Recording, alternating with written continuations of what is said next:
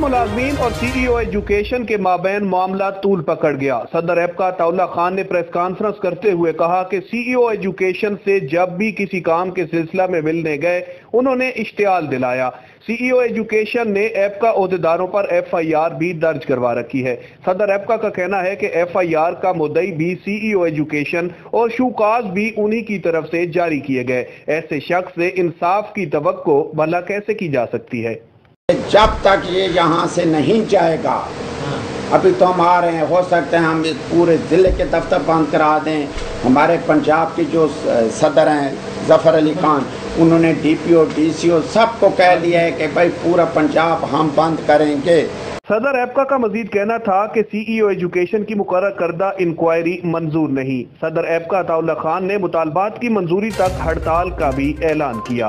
Cameraman Abdul Ghaffar Bhachar के साथ चौधरी मोहम्मद आसिफ राई, वॉइस ऑफ उर्दू, मियांवाली।